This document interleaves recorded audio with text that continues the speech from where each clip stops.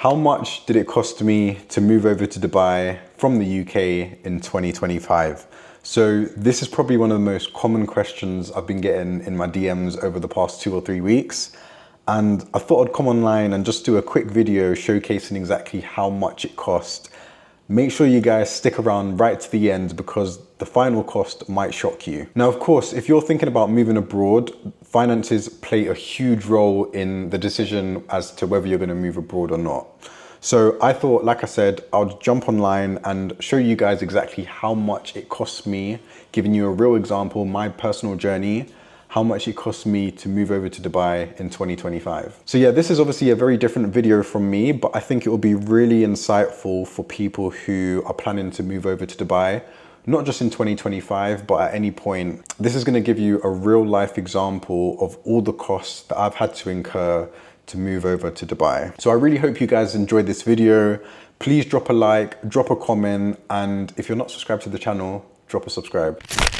So what I've done is I've created a quick spreadsheet and I've broke that spreadsheet down by the category and the cost associated to that category. So, you know, this includes things that you'd expect like flights, visa costs, admin costs, rent, etc. I've split all of that down into those categories just so that you can see exactly how much it costs for each of those categories. So yeah, hope you guys enjoy this video, but nonetheless, drop a like. If you're not already subscribed, subscribe, and yeah, let's just get right into the video.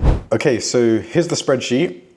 Now, to start with, of course, when you're moving country, you need to think about the cost of a flight, because of course, that's the very first step in moving country. You need to book a flight. So for myself, I booked a one-way ticket to Dubai. I flew with Emirates and that cost me £465. So I think this is pretty cheap actually. I think £465 is pretty decent. I booked my flight in August. So of course, Dubai summertime flights are usually cheaper because of course, you know, it's not prime season, it's very hot, so people don't really tend to come to Dubai during the summer season. So yeah, for me, I was very content with paying £465 for a single flight. I think a lot of you know that I've been coming back and forth between Dubai and London for the past 8 months or so. So I feel like £465 is quite reasonable. The most I've spent on a flight to Dubai one way was £800 back in February. So yeah, I think £465 is obviously quite decent. And obviously, you know, this is going to differ from person to person. It depends on where you're flying from. London to Dubai is about a 6-7 hour journey. So flights aren't too expensive, but you know, if you're flying from, let's say from example, America, so you're moving over from America to Dubai, it's definitely going to cost a lot more. So yeah, so far I have spent £465. Now, category number 2, Airbnb. So when I came to Dubai, I of course didn't have a apartment set up, right? You can only get a long-term rental once you have your visa set up. So I had to book an apartment, I had to book an Airbnb. So I spent £639 on an Airbnb for 2 weeks. And the sole purpose of booking that Airbnb was purely to just get all of my admin stuff sorted in that period. So this included things like getting my visa set up, getting my medical set up, getting my biometrics set up. And I'll talk a bit more about what that means if you have absolutely no clue what I'm talking about. So yeah, £639 is what I spent on an Airbnb for 2 weeks living in JVC. Next up, we have the visa setup. So this is a very, very crucial part of moving over to any country, not just specifically the UAE, but essentially you need to figure out how you're gonna get a visa when you're moving to Dubai. There's a whole bunch of different ways you can get a visa. You can set up a business here and sponsor yourself under that business. You can get a visa through your employer. So if your employer is UAE based, typically they'll sponsor you and cover your visa costs. For myself, I'm here under the digital nomad visa. So I'm a digital nomad. I'm very fortunate enough to be able to work virtually, online, fully remote. So I'm here purely on a virtual, it's called the virtual work visa, but sometimes it's referred to as the digital nomad visa. And yeah, that's how I've managed to get residency here. So that cost me roughly around £950. I think it was slightly more if I'm honest. It was just under £1,000, but yeah, in terms of the actual cost, I think this is one of the cheapest ways to enter the UAE. If you decide to set up a business here, it is quite expensive to set up a business. Of course, you have to sponsor yourself as well. And on the contrast, you know, if you're employed by a UAE employer, they're going to cover that cost. So for you, there actually won't be a visa setup cost. You can also get other visas, I forgot to mention. So you can get the freelance visa. I think that's quite more expensive. I'm not exactly too sure of the ins and outs, but there's quite a few different visas you can get. You can also get an investor's visa. So if you're someone who has bought a property here, you can get a 2-year visa, which is renewable, and you can get your residency that way. The golden ticket really though is to get a golden visa, because that gives you a 10-year visa. So it gives you 10 years entitlement to the UAE, and you can keep renewing it. And it's hopefully what I aspire to get very, very soon, but more on that to come.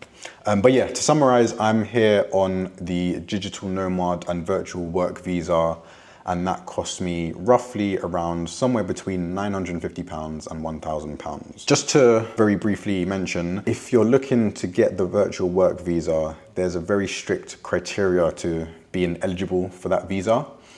So you need to make sure you hit that criteria. Not anyone can just get it. You have to, of course, hit that criteria. It's quite a strict criteria. So definitely make sure you look out for all the ins and outs of it. And if you want any more information, any advice on that, feel free to just drop a comment or send me a DM and I'll help you out where I can. Right, next up, we have rent.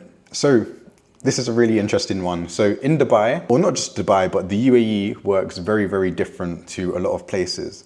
So in the UAE, you typically pay your rent in a check system, and this can typically be in 2 checks. So for example, if you're paying in 2 checks, you pay your rent every 6 months. If you're paying in 4 checks, you pay your rent every 3 months.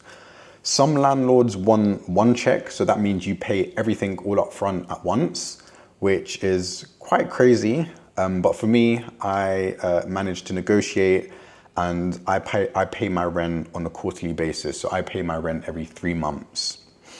And my first quarter cost me £4,449. So this will be the exact same amount every quarter.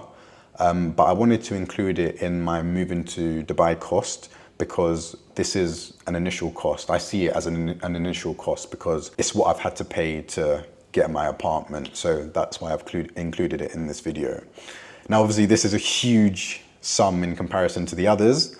But of course it's rent, you need it, you need to live somewhere. So yeah, I would say I live in a relatively nice apartment. I mean, you can see it here. It's in a very good location. It's right next to the mall and it's got great amenities. So you can definitely get a cheaper place. Absolutely you can. But of course you pay for what you get. So that's just something to take into consideration. Next up, we have the agency fee. So in Dubai, in the UAE, you have to pay 5% to your agent. And this essentially just involves all of the admin work that they have to do to get you in that apartment. Now, I don't know exactly what they do and if it grants being worthy of paying 5%, but it's just standard, it's the law, you have to do it. So yeah, I paid £889 to my agent. I guess they help you source the property, they do the viewing. I don't know what else they do more on top of that. But yeah, I guess they speak to the landlord, they do all the contracts behind the scenes, but you have to go through an agent to get a property here and you have to pay that 5%. So yeah, make sure you budget for that when you move here, because in some countries you don't necessarily have to pay an agency fee. But here in Dubai you have to, and that's 5%. Next up, we have the deposit. So again, I had to pay a 5% deposit to my landlord, and I think you probably know what this involves, but when I'm to move out of this place, they obviously hold the deposit just in case I break stuff, or, you know, there's something wrong, or there's rent in arrears. I guess that's why they keep the deposit there. So yeah, for me, that was 5%. And in Dubai and in the UAE in general, typically this is 5% for unfurnished apartments and then 10% for furnished apartments. So if you're looking for a furnished apartment, just make sure you budget 10% because you will have to pay 10% deposit. Okay, so next up, we have the bills set up associated to my apartment. And this costs me an initial upfront cost of £683. So I've grouped all of this stuff under things like getting my Wi-Fi set up and the first month's cost of Wi-Fi. It includes my gas connection setup, my AC connection setup. Everything that relates to the apartment, I've grouped it under the apartment bill setup category. And like I said, this cost me about £683. Next up, we have the furniture. Now, again, this was a huge cost in comparison to the other costs. So I spent about £2,320 on furniture. So this includes things like my beautiful big sofa over there, my TV, which you can't see, my TV cabinet, this desk that you can't see, this big ass mirror. I don't know if you can see that in the background, my bed, absolutely everything. I still need to get a few bits and bobs. So I reckon this figure, probably once I've actually finished getting everything for the apartment, it will probably come close to 2,800, maybe approaching 3,000.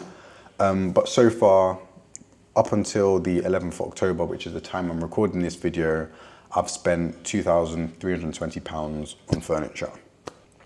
So my final total cost of moving over to Dubai in 2025 from the UK cost me £11,284. Now, I'm looking at this figure and I'm thinking, am I content with that or am I not? I'm going to leave it to you guys. Let me know in the comments what you think. Is this higher or is this lower than you expected? So overall, looking at this number, I would say I am content with the amount that I've spent. Prior to moving over, I set myself a budget of £10,000. So I think I haven't gone too far over budget.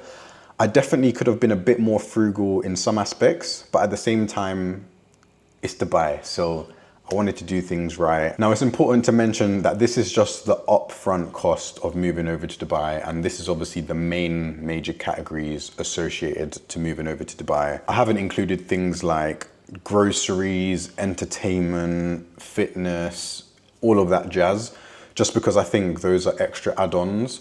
But I wanted to give you guys a realistic look as to how much it actually costs to move over to Dubai in 2025. So guys, I hope you enjoyed this video. Like I said, it's a bit different to what I usually make. So let me know your feedback in the comments. Hopefully this has helped someone out there in the world watching this video, whether they want to make the decision to move over to Dubai.